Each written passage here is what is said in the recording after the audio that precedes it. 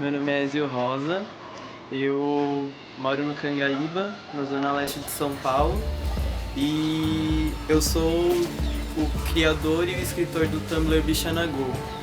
Esse Tumblr ele surgiu da necessidade de discutir homossexualidade com recortes de raça e classe, né?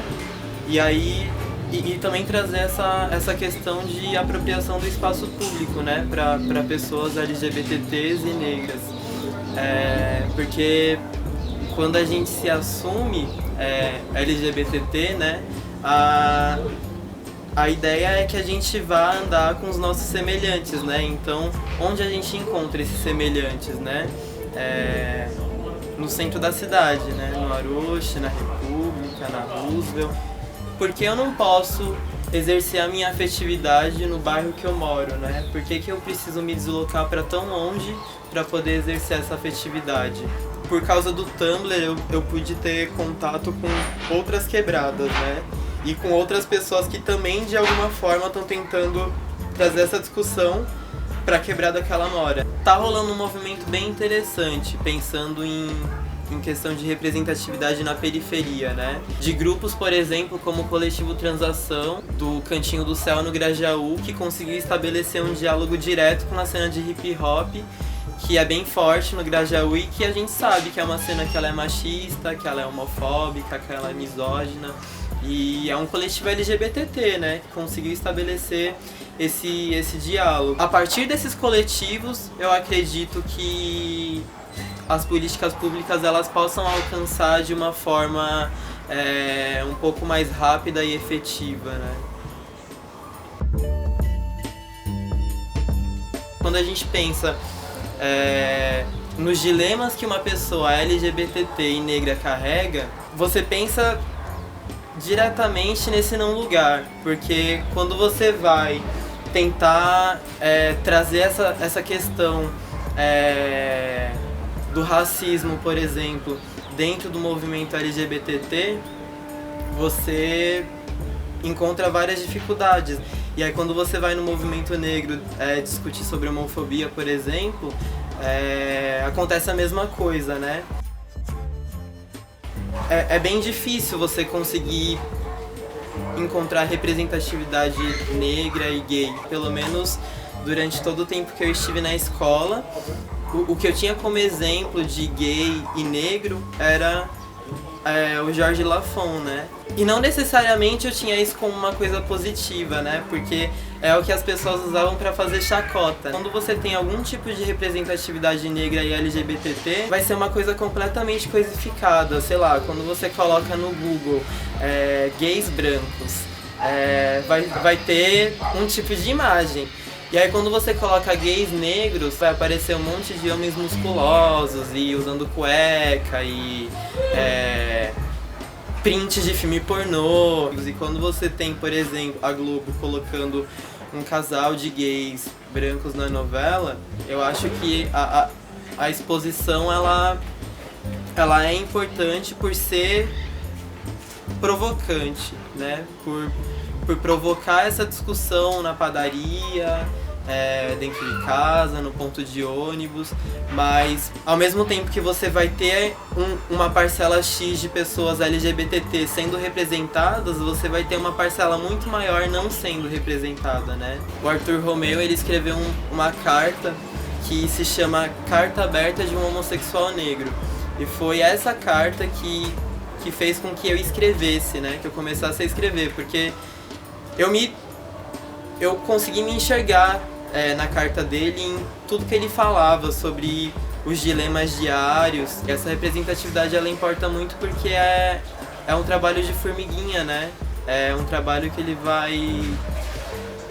vai proliferando. É você conseguir se enxergar num poema, você conseguir se enxergar num filme, você se vê num comercial de TV e você se vê num texto. Essa é a representatividade que eu acho que importa e que o Tumblr tenta trazer. Assim.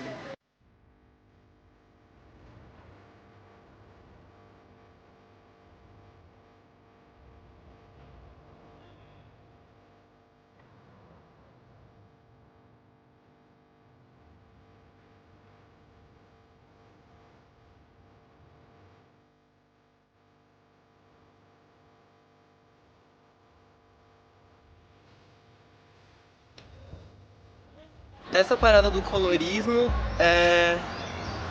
gerou muita confusão, assim, porque, por exemplo, quando eu tava na escola, quando eu entrei na escola e comecei a ter contato com outras crianças, eu via crianças brancas e via crianças negras, e aí eu via as crianças de pele clara, de pele branca, e por mais que a nossa pele fosse parecida, eu conseguia encontrar vários pontos diferentes. E aí, quando os meninos eles iam fazer alguma brincadeira comigo, né, era sempre alguma coisa relacionada à textura do meu cabelo, à largura do meu nariz, ou o tamanho da minha boca. E eu via que os outros meninos que tinham a pele clara, assim como a minha, eles não passavam pelas mesmas coisas, né?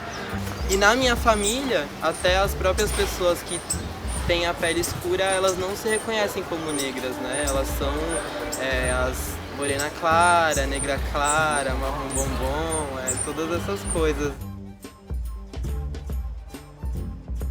Porque tem uma coisa que é muito importante e interessante.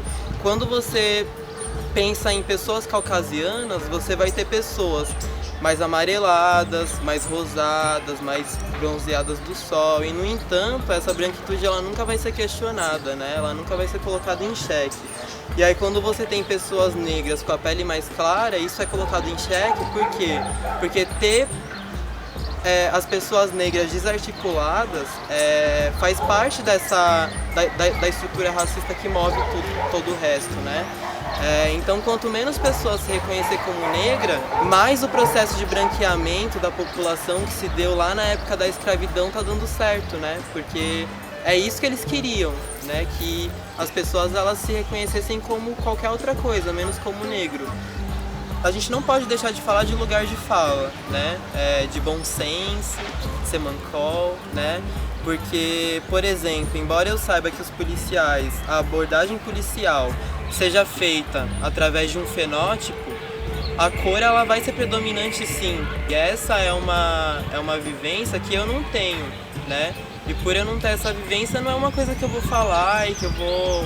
Enfim, quando eu me reconheço como negro, eu não tô querendo competir lugares de fala com outros negros, né? Não, a ideia é justamente criar novos espaços de fala, né? Ó, a minha vivência é a partir desse ponto de vista. Quando você tira uma tabela de cores e fala daqui pra cá é negro e daqui pra cá não é negro, você não tá levando em consideração toda a ancestralidade que aquela pessoa traz, né? E aí eu tô falando de ancestralidade navio negreiro e ancestralidade avós e avós, né?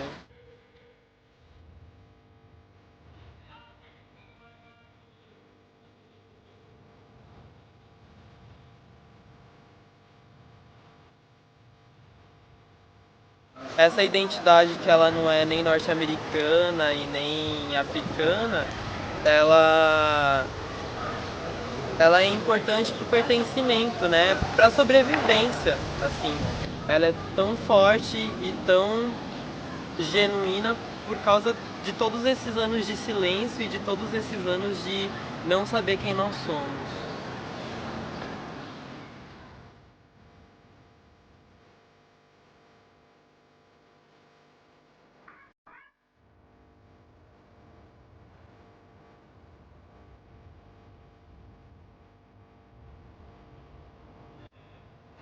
Ah, pra mim, um racista inverso é um racista bonzinho, que vai me tratar bem, né? É isso, né? Tipo, porque o que mais pode ser um racista inverso?